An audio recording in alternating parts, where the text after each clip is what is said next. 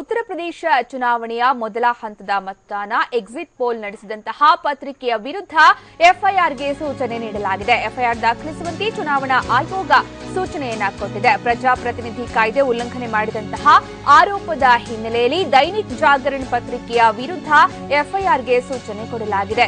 ತಮ್ಮ ಜಿಲ್ಲೆಗಳಲ್ಲಿ ಎಫ್ಐಆರ್ ದಾಖಲಿಸುವಂತೆ ಈಗ ಸೂಚನೆಯನ್ನ ಕೊಡಲಾಗಿದ್ದು ಪತ್ರಿಕೆಗೆ ಸಂಕಷ್ಟ ಎದುರಾಗಿದೆ.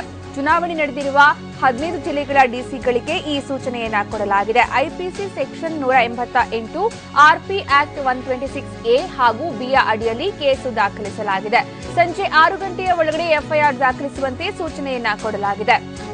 ದೈನಿಕ್ ಜಾಗರಣ್ ಅನ್ನುವಂತಹ ಪತ್ರಿಕೆ ಚುನಾವಣೋತ್ತರ ಸಮೀಕ್ಷೆಯನ್ನು ನಡೆಸಿದೆ. ಉತ್ತರ ಪ್ರದೇಶ ಚುನಾವಣೆಯ ಮೊದಲ ಹಂತದ ಮತದಾನ ಅಷ್ಟೇ ಮುಕ್ತಾಯ ಆಗಿರುವುದು. ಅದಾಗಲೇ ಎಕ್ಸಿಟ್ ಪೋಲ್ ನಡೆಸಿರುವ ಹಿನ್ನೆಲೆಯಲ್ಲಿ ಪತ್ರಿಕೆಯ ವಿರುದ್ಧ ಎಫ್ಐಆರ್ಗೆ ಸೂಚನೆಯನ್ನ ಕೊಡಲಾಗಿದೆ. ಎಫ್ಐಆರ್ ದಾಖಲು ಮಾಡಬೇಕು ಅಂತ ಚುನಾವಣಾ ಆಯೋಗ ಆಯಾ ಜಿಲ್ಲೆಗಳಿಗೆ ಸೂಚನೆಯನ್ನ ಕೊಟ್ಟಿದೆ. ಪ್ರಜಾಪ್ರತಿನಿಧಿ ಕಾಯ್ದೆಯನ್ನ ಉಲ್ಲಂಘನೆ ಮಾಡಿರುವಂತಹ ಆರೋಪವನ್ನ ಈಗ ಆ ಪತ್ರಿಕೆ ಎದುರಿಸ್ತಾ ಇದ್ದು ದೈನಿಕ್ ಜಾಗರಣ್ ಪತ್ರಿಕೆಯ ವಿರುದ್ಧ ಎಫ್ಐಆರ್ಗೆ ಸೂಚನೆಯನ್ನ ಕೊಡಲಾಗಿದ್ದು ತಮ್ಮ ಜಿಲ್ಲೆಗಳಲ್ಲಿ ಕೇಸು ದಾಖಲಿಸುವಂತೆ ಸೂಚನೆಯನ್ನ ಕೊಡಲಾಗಿದೆ. ಚುನಾವಣೆ ನಡೆದಿರುವಂತಹ 15 ಜಿಲ್ಲೆಗಳ ಡಿಸಿಗಳಿಗೆ ಈ ಸೂಚನೆಯನ್ನ ಕೊಡಲಾಗಿದೆ.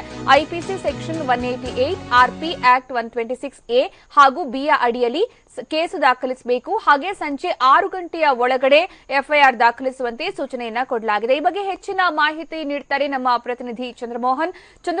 ಉತ್ತರ ಪ್ರದೇಶ ಎಲೆಕ್ಷನ್ ನ ಮೊದಲ ಹಂತದ ಮತದಾನ ಅಷ್ಟೇ ಮುಗಿದಿರೋದು. ಅದಾಗಲೇ ಪತ್ರಿಕೆ ಯಾಕೆ ಎಕ್ಸಿಟ್ ಪೋಲ್ ನಡೆಸೋದಕ್ಕೆ ಮುಂದಾಯಿತು? ಮತ್ತೆ ಈಗ ಯಾವ ರೀತಿ ಸಂಕಷ್ಟ ಎದುರಾಗಿದೆ ಈ ಒಂದು ಕೆಲಸ ಮಾಡಿರೋದಕ್ಕೆ? ಹೌದು ಸುಕನ್ಯಾ, ಚುನಾವಣಾ ನಂತರದ ಸಮೀಕ್ಷೆಗಳನ್ನ ಚುನಾವಣಾ ಪ್ರಕ್ರಿಯೆ ಜಾರಿಯಲ್ಲಿರುವಾಗಲೇ ನಡೆಸುವಂತದ್ದು ಚುನಾವಣಾ ನಿಯಮದ ಉಲ್ಲಂಘನೆ.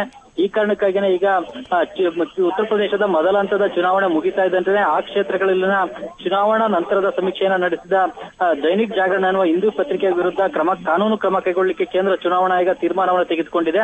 ಈಗ ಮೊದಲ ಹಂತದ ಚುನಾವಣೆ ಮುಗಿದಿರುವ ಎಲ್ಲ 15 ಜಿಲ್ಲೆಗಳ ಜಿಲ್ಲಾಧಿಕಾರಿಗಳು ಕೂಡ ತಮ್ಮ ಜಿಲ್ಲೆಗಳಲ್ಲಿ ದೈನಿಕ್ ಜಾಗರಣ್ ಪತ್ರಿಕೆ ವಿರುದ್ಧ ಎಫ್ಐಆರ್ ಅನ್ನು ದಾಖಲಿಸಬೇಕು ಎನ್ನುವ ಸೂಚನೆಯನ್ನ ಈಗ ಕೇಂದ್ರ ಚುನಾವಣಾ ಆಯೋಗವೇ ನೀಡಿದೆ.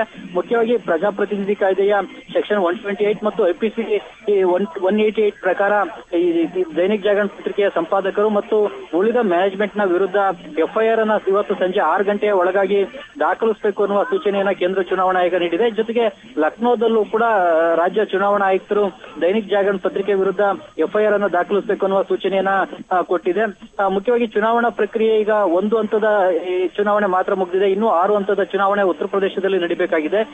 ಈಗ ಇಂತಹ ಪರಿಸ್ಥಿತಿಯಲ್ಲಿ ಒಂದು ಹಂತದಲ್ಲಿನ ಮತದಾರರ ನಿಲುವು ಏನಾಗಿದೆ ಅನ್ನೋದ್ರ ಬಗ್ಗೆನೇ ಚುನಾವಣಾ ನಂತರದ ಸಮೀಕ್ಷೆಯನ್ನ ಪ್ರಕಟಿಸಿದ್ದಾಗಿ ಇದು ಮತದಾರರ ಮೇಲೆ ಉಳಿದ ಕ್ಷೇತ್ರಗಳಲ್ಲಿ ನಡೆಯುವ ಮತದಾನದ ಮೇಲೂ ಕೂಡ ಪರಿಣಾಮವನ್ನು ಬೀರುತ್ತೆ. ಉಳಿದ ಕ್ಷೇತ್ರಗಳ ಮತದಾರರ ಮೇಲೆ ಪರಿಣಾಮ ಬೀರುತ್ತೆ. ಹಾಗಾಗಿ ಇದು ಚುನಾವಣಾ ನಿಯಮದ ಉಲ್ಲಂಘನೆ. ಹಾಗಾಗಿ ಪತ್ರಿಕೆ ಕ್ರಮ ಕೈಗೊಳ್ಳಬೇಕು ಅಂತೇಳಿ ಚುನಾವಣಾ ಆಯೋಗದ ಕಾನೂನು ಸಲಹೆಗಾರರು ಸಲಹೆಯನ್ನ ಕೊಟ್ಟಿದ್ರು. ಅದರ ಆಧಾರದ ಮೇಲೆ ಈಗ ಕೇಂದ್ರ ಚುನಾವಣಾ ಆಯೋಗ ಎಲ್ಲ 15 ಜಿಲ್ಲೆಗಳಲ್ಲೂ ಕೂಡ ಪತ್ರಿಕೆ ವಿರುದ್ಧ ಎಫ್ಐಆರ್ ಅನ್ನ ದಾಖಲಿಸಲಿಕ್ಕೆ ಸೂಚನೆಯನ್ನ ಕೊಟ್ಟಿದೆ. ಅದರಂತೆಯೇ ಈಗ ಸಂಜೆ 6 ಗಂಟೆ ಒಳಗಾಗಿ ಎಲ್ಲಾ ಜಿಲ್ಲೆಗಳಲ್ಲೂ ಕೂಡ ಎಫ್ಐಆರ್ ಅನ್ನ ದಾಖಲಿಸಲಿಕ್ಕೆ ಜಿಲ್ಲಾಧಿಕಾರಿಗಳು ಕ್ರಮವನ್ನು ಕೂಡ ತೆಗೆದುಕೊಂಡಿದ್ದಾರೆ. ಸುಕನ್ಯಾ, ಧನ್ಯವಾದ ಚಂದ್ರಮೋಹನ್.